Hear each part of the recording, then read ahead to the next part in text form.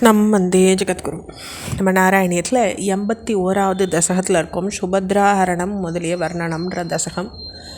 இதில் சுவாமி அசுரால வதம் பண்ணுறதை பார்க்குறோம். அதாவது நரகாசுரனோட பவனத்துக்கு போயிருக்கார். அதை அவனுடைய கோட்டைகளை உடைச்சி பிளந்து அந்த இடத்த ரத்தத்தில் ஓடினோன்னு அதை சோனிதபுரம்னு பெயர் மாத்துறார் சுவாமி அப்படின்றத பார்த்தோம் 6வது ஸ்லோகத்தில். அப்போ இந்த வரலாறெல்லாம் பார்க்கும்பொழுது சுவாமி எப்படியெல்லாம் பண்ணியிருக்காருன்றத நம்ம பாகவதத்துலேயும் இதே புராணத்தை பார்க்க முடியாது, நம்மளால் நாராயணியத்துலேயும் பார்க்க முடியாது. அப்போ எந்த அளவு ஹிஸ்ட்ரியாக அதை நமக்காக கொடுத்துருக்கான்றத நம்ம யோசிக்கணும். இந்த இடத்துல முரண்ற அசுரனை எதிர்க்கிறார் சுவாமி. அவன் நரகாசுரனுக்கு உதவியாக வந்திருக்கான். அப்படி உதவியாக வரும்பொழுது அந்த முரண்ற அசுரன் 5 தலையுடையவனாக இருந்திருக்கான், 4 தந்தமுடையவனாக இருந்திருக்கான்.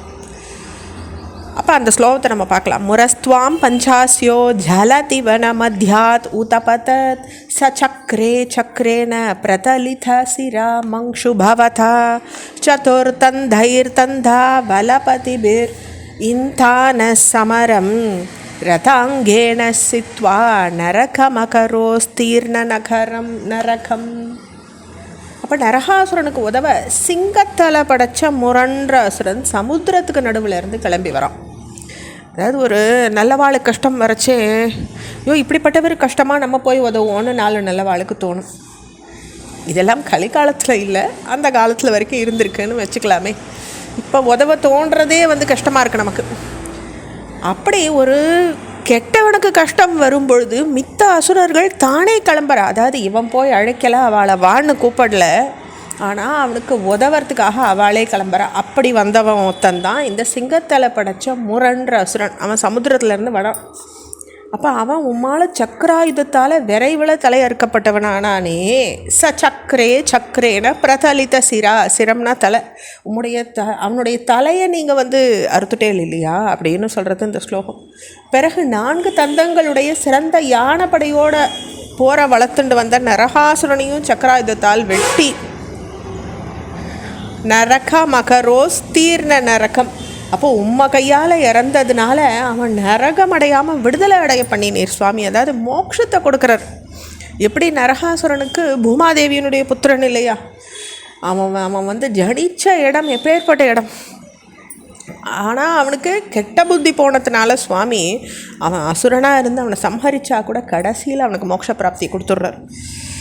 அடுத்த ஸ்லோகம். ஸ்துதோ பூமியா ராஜ்யம் சபதி பத்தேஸ்ய தனயே கஜம் சைக்கம் தத்வா பிரஜகயிதநாகான் நிஜபுரீம் கலேனா பத்தானாம் ஸ்வகத மனசாம் ஷோட்டச புனः சஹஸ்ராணி ஸ்திரீனாம் அபிச்சதன ராசிம்ச விபுலம். அப்போ நரகாசுரனோட தாயார் பூமாதேவி. அப்படி பூதேவியால் துதிக்கப்பட்டு நீர் அப்பயே நரகாசுரன் பிள்ளையான பகதத்தர் இடத்துல ராஜ்யத்தை கொடுத்துட்டு ஒரே ஒரு யானையை அங்கே விட்டுட்டு மற்ற யானைகள் எல்லாம் பெருத்த பணக்குவியலோட உம்முடைய நகருக்கு சுவாமி அனுப்பி வைக்கிறார். அதாவது அவனுடைய நகரத்தை அந்த செல்வங்களை சுரண்டின்னு வந்துடுறார் சுவாமி. இந்த பகதத்தனை நம்மளால் மகாபாரத யுத்தத்தில் பார்க்க முடியும். பகதத்தனை வதம் பண்ணுறார் யார்? பீமசேனர். அதையும் நம்ம மகாபாரதத்தில் கேட்டவா பார்க்கலாம், நம்ம சேனல்லையே இருக்குது. கொடியவனான நரகாசுரனால் சிறைப்பிடிக்கப்பட்டிருந்த 16,000 ஸ்திரீகள் விடுவிக்கப்பட்டு தங்கள் ஊருக்கு திரும்பி போக முடியாமல் உம்மக்கிட்ட மனசை செலுத்தினதுனால அவளையும் துவாரகைக்கு அனுப்பி வைக்கிறார். அதாவது நரகாசுரனால் அவனுடைய ஸ்திரீகள்னு கிடையாது, அவன் எங்கெல்லாம் போய் ராஜ்யங்களை ஆண்டுன்னு வந்தானோ, எந்தெந்த ராஜாவெல்லாம் வீழ்த்தினானோ அங்கேருந்து அழகான ஸ்திரீகள் எல்லாரையும் கொண்டு வந்துட்டான். அப்படி இவாளெலாம் சிறையில் 16,000 ஸ்திரீகள் இருக்கா. அவளெல்லாம் விடுவிச்சு அவள் சுவாமி கிட்ட வரணும்னு ஆசைப்பட்டதுனால அவளையும் துவாரகைக்கு அழிச்சுண்டு வரார்.